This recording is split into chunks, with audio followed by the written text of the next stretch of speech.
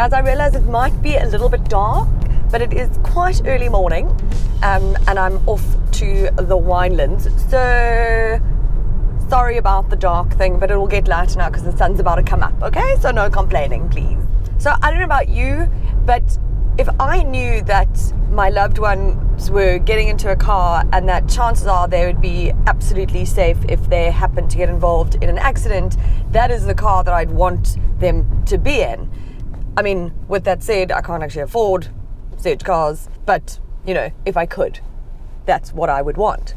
It's for this reason that, and actually it's one of a bazillion reasons, but that Volvo is probably my favorite brand of car. Obviously, they're known to be safe, and it's sort of their thing. Do you know what I mean? They just, everything about their cars is made with safety in mind. Something like the XC40 has never ever reportedly had somebody die in one, which is a massive feat, you know? And so I'm in the safest compact SUV that you can buy, which is of course the XC40. Now, you know already, I've done a review on it, but I am actually now driving the T3 manual transmission. Now, I haven't been in many premium cars, or I haven't driven many premium cars in a manual. I suppose it's like sort of, you know, if you've kind of shopping in the premium segment, why would you not just go for auto? I suppose money does come into it at some point. But anyways, there is an automatic T3. CarMag actually reported about it the other day. They said that it arrived sort of a couple of months ago, sort of sneaked into the country. But if you want to read more about that, go to carmag.co.za, because I am talking about the T3 manual, if you like. Okay, and because I love this song so much, I mean this car, and the song. I've got you under my skin. I do have the X40 under my skin. I've got you deep in the heart of me. If I was going to have a manual, sort of premium car, this would probably be it, because this 6-speed auto, you see how I automatically think it is one, is like really sort of smooth shifting, it's direct, and I mean, like, look, I think I would still always, if I could, opt for an auto, only because of convenience. I was stuck in traffic yesterday for an hour and a bit, and you know, the sort of, no matter what car you're in, that clutch control sucks eventually. Do you know, your foot sort of gets tired, and I've got small feet, so they have to work twice as hard, you know? So I would prefer that, but if I was gonna get stuck in traffic in any car, again, this is the car that I'd like to be stuck in that traffic with. So the main thing about this T3 is that it's the first time in Volvo's 92-year history that it offers a 3-cylinder engine. This is a 1.5 litre turbo petrol. It doesn't feel like it's an engine with like missing a cylinder or anything like that.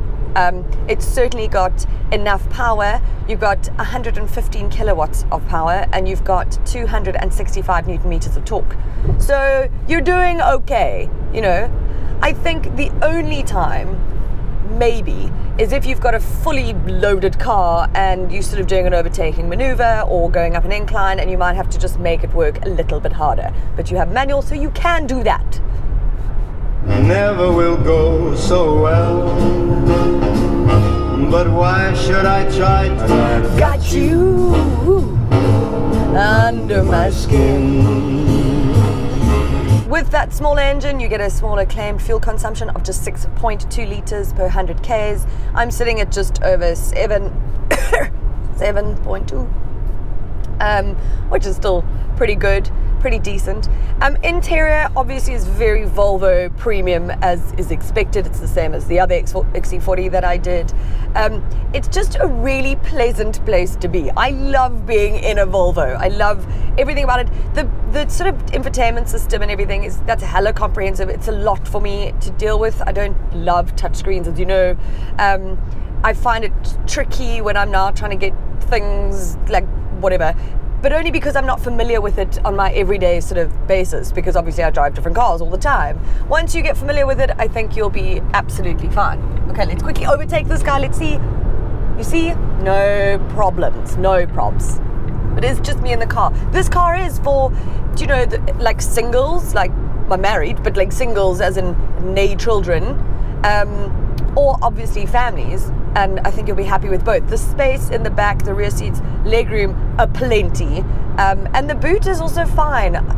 Again, if it was my husband and I, like this car would be the ultimate car for us. Like perfect. And I pack a lot. We know this. Okay, my free advice, okay, is stop texting and driving.